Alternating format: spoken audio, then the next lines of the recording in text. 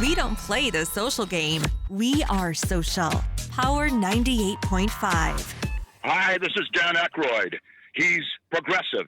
He's beautiful. He's thoughtful. He's intelligent. He's powerful. He's positive. He is Stephen Cuoco on Power 98.5 Satellite Radio. Empowering listeners from the US to the UK. Live on air with Stephen Cuoco.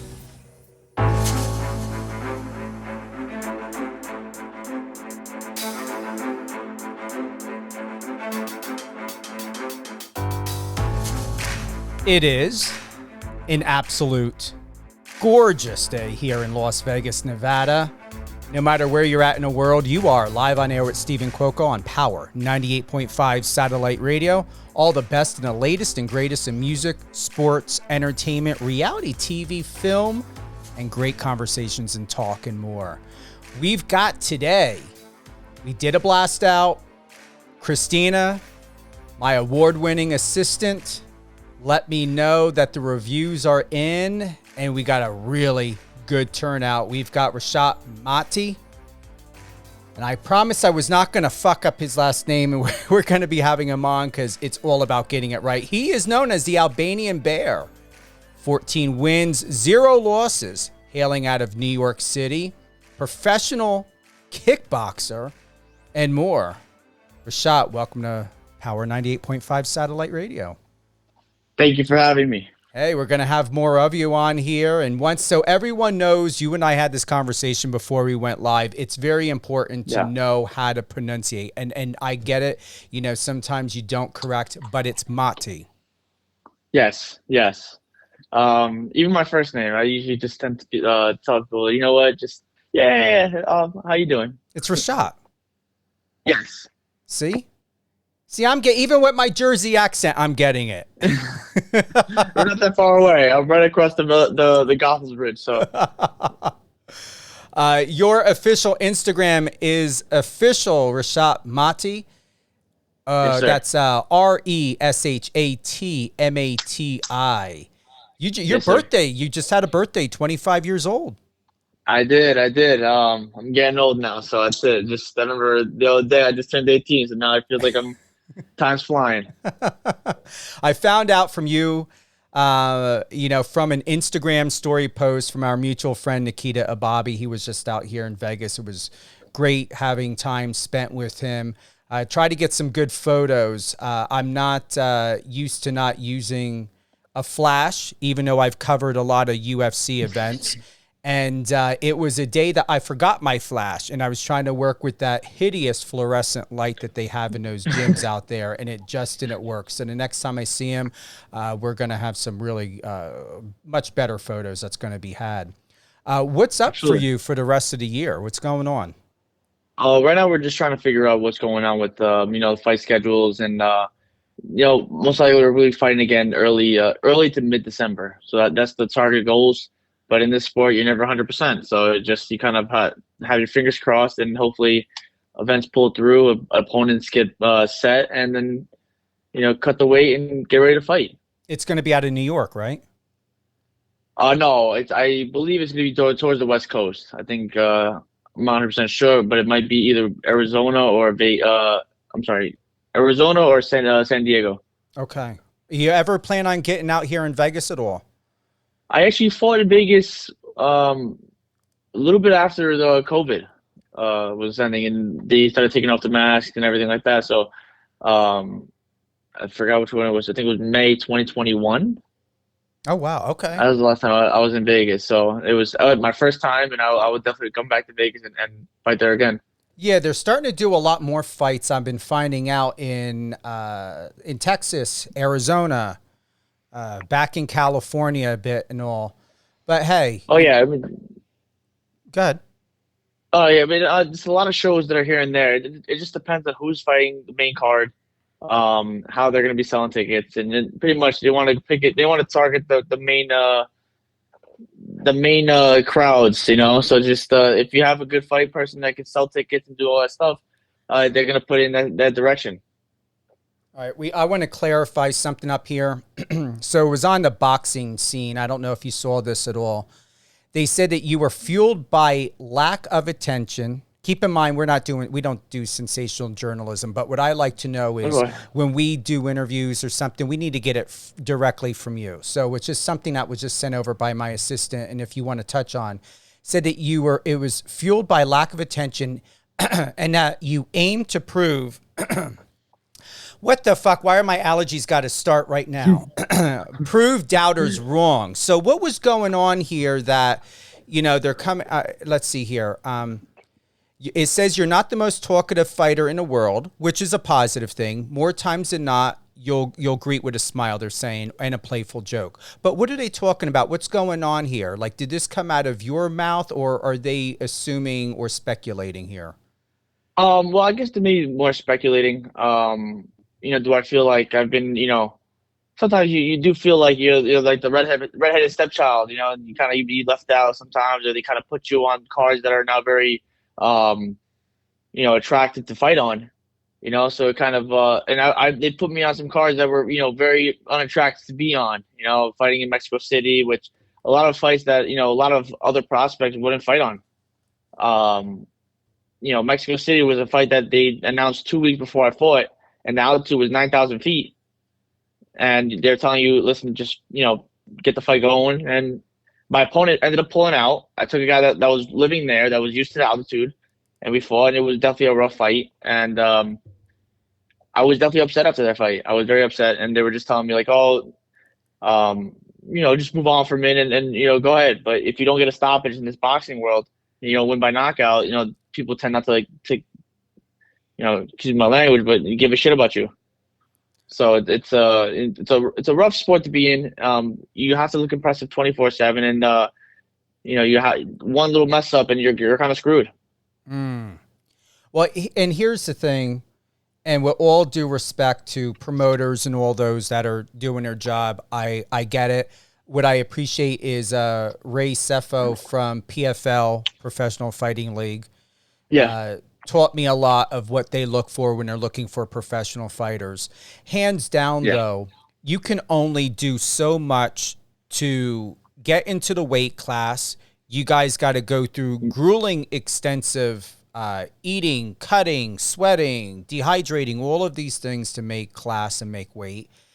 And then you got to figure, you want the best opponents, but you've got to work with who's not going to quit on you, who's not going to cancel. Canceling can come down to the last second. I know a bare knuckle fighter that was all ready to go in, and his opponent canceled, and he found out in the hallway. I found out the day of the weigh-ins. I was actually going downstairs to go weigh in, and they told me, "Oh yeah, your fight got canceled. Nobody told you?" I said, and this was the day after Thanksgiving. And I missed out on Thanksgiving. I remember running at 11 o'clock at night while everybody's eating. Well, eating, resting up a little bit, having dessert. And I'm running out just to lose my last 2 pounds. So it was definitely a rough day. And then I get there and just saying, oh, yeah, your fight got canceled. Which, if the fight doesn't get canceled by then, you don't get paid. You don't get a percentage. They say, okay, we'll put you on another card eventually. Now, what does that do to you financially, honestly, if you're free to speak on this? What does that do to you financially when we think about any dietitians, if you got them on your program, or if you don't have a sponsor, when we look at food, meal preps, coaches, recovery or physical therapists? What does that do to you? Well, I mean, we usually try to work with percentages of the fight purse. If you make whatever money you make from there, they take a percentage of what you earned, which is, rightfully, even, fair. It's just the main thing for you is, if you don't fight and the sponsors pay you, got to return that money back. That's another thing too. There's a lot of stuff that kind of, you have to kind of hope the fight goes through. If it doesn't go through, then everything kind of goes back to, how it was before, and you have to return it. And a lot of wasted time, a lot of weight cutting, a lot of, hard work is, kind of thrown down the toilet. So you have to just, kind of pray that the fight goes through. And there's another thing saying too, that you were hoping about the opponent being there and fighting, to make the fight. But you got to worry about, this is a job at the end of the day. You have to worry about this paying your bills. So you don't want to go taking the tough fight, and you want to fight the best, but you want to fight the best for the right money. You don't want to fight the rest for, peanuts that are not, if you lose one fight, you're kind of back to start one and you have to go back to regular pay. So that's kind of how boxing kind of works. That's a lot of responsibility, honestly, especially to take a gamble like that when you think of financial. Of course, it's one little loss and that's it. You're back to square one. So, promotions will cut you. It's a crucial business. It's a hard business. That's why every fight when I go there, I'm making sure that I'm 100%. Well, I try to be 100%. Every fighter is going to go in there somewhat kind of hurt to begin with because you're going through some sparring, you're going through a lot of running and weight cutting, and so it definitely takes a lot on your body. Mm-hmm. What's recovery time like for you? What has been the best so far this year when we think of size, performance? Have you noticed a huge, or has it been gradual, of your own personal and professional evolution? I'm not a very good professional athlete. All right, when I go in, I get kind of fat afterwards. You ever watch the Patty Pimblett, Patty the Batty? No. You don't see how fat he gets after fights. He gets pretty fat. Oh yeah. That's pretty much. I would like to say about 85% of well, I would say like half of the boxing industry, MMA industry. We tend to get a little fat afterwards. But not that fat, but we tend to get a little bit higher up. Well, keep in mind you're 25. Don't let that go into your 30s and 40s because I'm going to tell you it's a bitch to get rid of that stubborn weight. Oh no, I believe me. I know. Like when I go back to the gym, they look at me like, "What are you doing?" I'm like, "I like to eat." What can I say? I'm enjoying my food, and but to me, I know when my balance comes in. When I'm in camp 100%, no distractions. I cut out everything. So I'm strictly into business. I'm here to do my job, and so far so good. I've been doing my job the right way, and you're gonna have people that are gonna talk shit. Talk crap, and then at the end of the day, your job is to win, and they can't really say anything else about that. You've got great style, great fashion sense. Loving the most recent post. You're welcome with the bandana. It looks almost like a burgundy, maybe like a red. Like, where does your fashion sense come from? Because it kind of has like a Machine Gun Kelly type of flair with a little bit of a I don't know, what is that? What is that one designer? Philip Plein. It's really cool. I go by themes for each fight, and whatever ones that I'm a big like old school WWE / WWF kind of theme fan. So like I kind of go into things. Well, my older fights I was doing colors and trying to do it out, but everything I do is all sketched out. I draw it out myself. I try to figure it out, and I send it to the guy that makes the outfits, and I tell him this is the way I want it. This is the materials, the type of thing I want, and he does a very good job. So it kind of works out. But now it's just I want to do themes. I want people to experience nostalgia, and experience like oh my god, that he's kind of bringing back old school memories and good memories, and so far people have been enjoying it. And COVID was my best time because I was actually having a good time making these outfits. I was going out as Batman, Superman, and I was coming out to some crazy songs. And I come out there to make sure that people are getting their money's worth when it comes to my fights. How long are you going to be keeping the blonde hair? Not very long. Actually, the hair is kind of going away. I'm gonna buzz my hair again, go back to brown, and then just. We'll see how it goes. If people want me to dye it again, I'll probably dye it again. But thank God I have a plug for that. My fiance does my hair, so it kind of works out. For what it's worth, I dig it.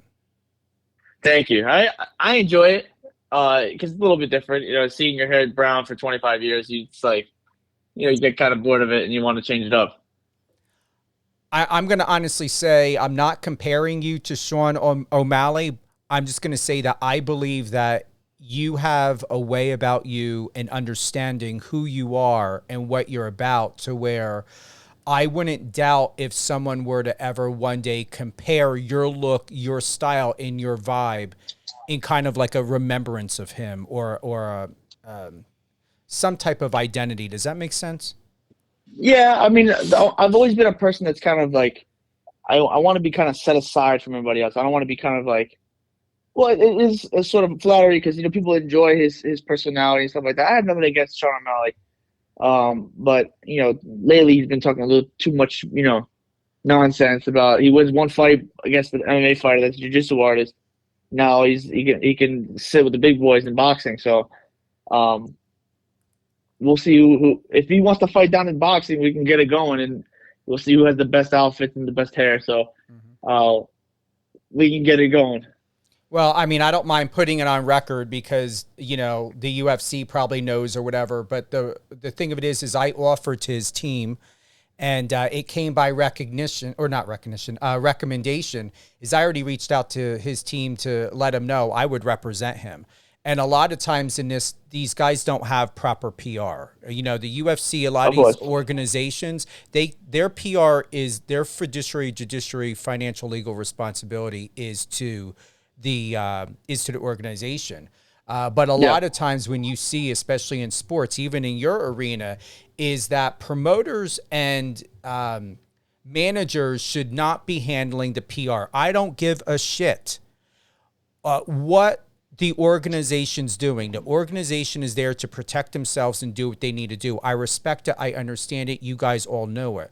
But the fact of it is that you, as a professional athlete, you guys as professional athletes need more guidance in addition and outside for you and your business, because this is your business. So for what it's worth, I just want to share that with you, that a lot of the stuff that comes out, stuff that should not be coming out, stuff that maybe should sat and be discussed, is people in MMA, most of the time sports and boxing and even bare knuckle, don't have the professional guidance outside of the organizations to know how to handle and deal with not only outside media, but also the discrepancies that can come, because the fact of it is we're talking about your paychecks. We're talking about your life, your reputation. You may perform and be activated for a fight 3, 4, 5, however many times you can do it. I know UFC fighters like to get at least 4 fights in a year. And then the thing of it is, you know, you got people like with this one article that came out about you that can affect your reputation. And even what you shared about Sean O'Malley is then, well, what does that mean for you personally and professionally? You guys got families. Like you said, you've got your girlfriend, you've got family. And, you know, these are all things that I want to say thank you for touching upon, that I highly advocate for, is for you guys not to have to be alone in this business and to be treated as only a betting ticket, because you're more than just a bet. You're a human being, and you need to build a business here, and you don't need adversaries that are trying to keep fucking things up for you. Oh, at the end of the day, when you're here, everybody wants their piece of the pie, which I understand. Everybody's doing their job. I'm a person that's like a kind of an open book. I tell it like it is. A lot of people don't like that. A lot of people are, why do you have to tell this? Why do you have to tell people that? It doesn't matter. It doesn't give a shit. I don't care, honestly. In this game, you're kind of like a pawn. You're going there to do your job and move on. Do you go and talk down and sit down and see how you're doing? Nobody really checks up on me unless I'm fighting. No one cares. But, you know, when you're fighting, they'll see you and, hey, oh my God, you know, I've been with you since day one. Where were you when I had my nose surgery, my shoulder surgery? No one was there to be found. So this is a crucial business, and this is a crucial word. When you're not involved, nobody cares. It's like that movie, The Bronx Tale. You know, when Sonny was son. You ever watched that movie, Bronx Tale? Yes, I did, twice. And Sonny, I watched it a lot of times. And at the end of the day, you know, Sonny was right. Nobody cares. And that's the kind of motivation. That's kind of how the thing you keep in mind that you have to do your thing. Everybody has their problems, so you gotta have to move on and then kind of focus on that, help your family, and do what's best for you and your family and the people that you love. Hey, you closed the show right there. It's seriously. So I'm trying. You know, I just, like I said, I keep everything 100%. You know, there's no reason for me to, you know, make some garbage up, or I'm just here to do my job. Try to be successful with the things I'm doing, which I sacrificed my whole life to do, and God willing, it will pay off. And at the end of the day, you got to do what's best for you. Do you believe things are going to get better, or are they getting better from your professional viewpoint, to where you're finding that there are better and more possibilities of people caring, coming to the table to be a support system for you without expectation? Where do you see improvements, or are there improvements that are happening in the industry? Yeah, it's tough to say, because you would think somebody would care. You'll have people going to you, and people that you haven't, they don't check up on you or anything like that. They'll be like, "Oh, I love you," and stuff like that. My brother, and then when stuff kind of hits the fan, where are they? They're nowhere to be found. So it really is tough to kind of figure out who's there in your inner circle, that truly cares for you, and who doesn't. So, but in the meantime, I have to worry about me, and what would be better for me, my family, my people that I love for, and just kind of go towards that. And I like to say I'm relatively religious, and I believe that whatever God has in store for me, it's gonna happen. No ifs, ands, or buts. So it's whatever happens, it's God's route for me, and it is what it is. That's what my cards were dealt, and you gotta kind of deal with it. Reading and looking back, and I appreciate that.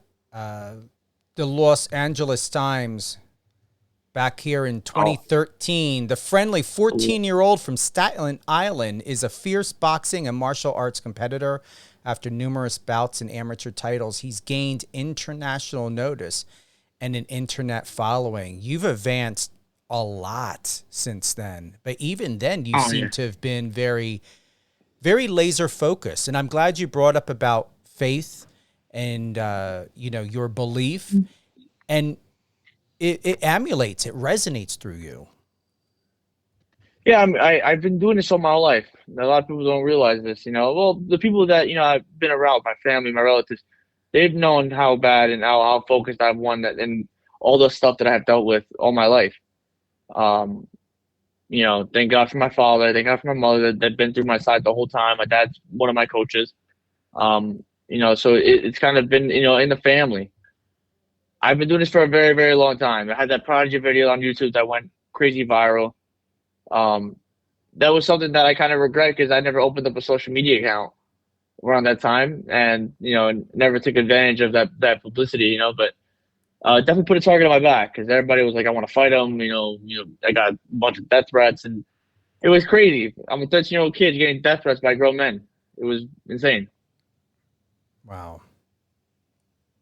Well, you're making your claim to fame, but more importantly, you're making a clear understanding as to who you are.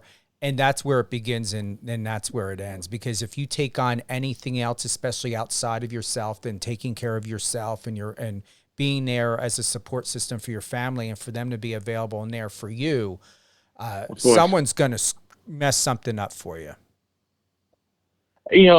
That's why you have to keep with the inner circle. You don't want to overstep and invite too many people into the inner circle, because people are waiting for your opportunity to slip up. And like I said, I'm a God-fearing man. I have whatever's in store for him, for me, that is in his mind. He has everything set up already. So if it's meant to happen, it's gonna happen. No ifs, ands, or buts. So I just gotta say, listen, God had this plans for me, and time to move on and kind of grow around it.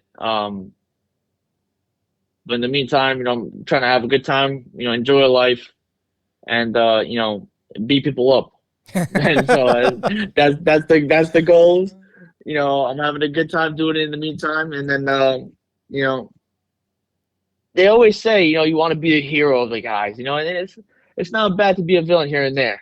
It's one of my favorite characters is the Joker. So you always got a smile on his face, but you never know what his next reaction is going to do. You don't know what he's going to do. So You never know what's going to happen. Your father once replied here in the Los Angeles Times that he had said he started to see the rewards. That's what drives him. Is it still the same to this day? Of course, but it's a little bit different with, back as an amateur and now as a pro. Back then was, you win a title, it was a good feeling. Now they're just giving out titles just to have a title. The main title now is, not having to, worry about, your paycheck and have to fight with people to be like, listen, is this enough to be able to pay for, actual bills? So it just, the main thing now is, to have the big fights. I have no doubt, and I've told everybody this, I'm interested in all the big fights. I want to be on top. But the money has to be involved also. That's a big factor into this game. It's not like we're doing this for free anymore. This is a business and this is a job. Mm-hmm. So, in order for me to, say that I'm achieving is I want to achieve financially as well in this sport. So I'm seeing all these guys like Canelo Alvarez getting paid $50 million a fight. You want a little taste of that. So I'm just waiting for my time to strike. Well, you will continue in you're 25. You started a brand new year for you. You get 2 New Years, one on January 1st and then your birthday. That's it. Mine's not too far away, so I have that little 4-month gap. So that 3-month gap, 3-4 month gap. So it's in between. What inspires you the most about life that makes you want to get up every day feeling thankful? Mainly just my family. People that know me know that my family sacrificed a lot to help me. At the end of the day, it's just, I have my nieces and my nephews that I love to death. That's what motivates me to be the best I can be, going in, looking at that, and, just overall making my family proud of me and just trying to be supportive. And also, I'm Albanian. That job hasn't been done yet to be a world champion coming out of Albania. So there's never been an Albanian world champion. That's been my goal since the beginning. And, I believe that I could become the first ever Albanian world champion. And that's been in my mind. And it keeps me up at night knowing that, I haven't done the job yet. And, my job is to get it done. I believe you will. You already are. No matter how many wins you get, no matter what titles you have, just know you're moving in the right direction. If anything and everything from this interview and having the opportunity from the conversations that we've had is you're moving in the right direction, and you can set goals. But remember, absolutely, there's a difference between being, and I just had this conversation with someone who I was interviewing today. There's a difference between being proactive and chasing. You can be productively proactive and go after what you believe in. Chasing something leaves a lot of room for vulnerabilities and mishaps. And for you, you're going to continue to be productive, proactive, persistent. And I'm very, very excited for not only what you're doing for yourself and how you're accomplishing now, in addition of what you're going to continue to do for yourself in the same way. Absolutely. I'm here to be the best I can be. And, like I said, in my thing I was saying before, whatever God's giving me, I'm more than welcome to being okay with it. And it's meant to be. Whatever's meant to be is meant to be. So I'm here to be the best I could be, and whatever happens, happens, and be the best man I could be. That's pretty much all that. It's the same thing, but you got to keep it going. That's right. Well, I'm always here as a support system for you. I told you that Absolutely. Before. I appreciate it.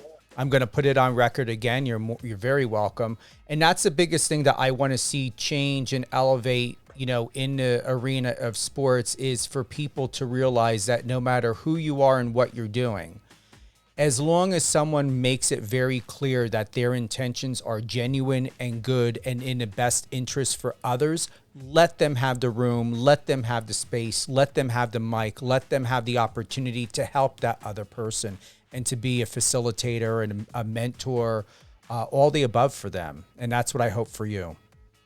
Absolutely. Thank you. You know what? We're here to help each other out at the end of the day. There shouldn't be anything competition wise and listen, I'm better, this is better. There should be a room where everybody should help out one another. You know, there's no greed, no nothing like that. So, you know, you got to make the best you can be and be a nice person at the end of the day, which that's always been a mindset of mine. And do what you have to do. I appreciate that. Any closing thoughts? You know, not really. Just, you know, be nice to one each other. Be nice to each other, and live your life as much as you can, because you never know when it's your last. So, and to wish everybody a safety, and you know, that's pretty much it. Any shout outs? Any word of praise to anyone that's most important to you in your life? Of course, you know, I have my parents that are, you know, my mom, my dad, you know, my sisters, my brother-in-law, my nieces and my nephews, and then my fiance. You know, I love them to death. You know, I'm grateful to have them in my life, and you know, I'm trying to make them proud. Oh, I guarantee you they already are. And from the article and what I read from back then of how your father expressed his passion and his belief in you, you're going to continue to have golden angels always around you. God willing. God willing. Oh, yeah. Thank you. Thank you for being with us today. Absolutely. Thank you.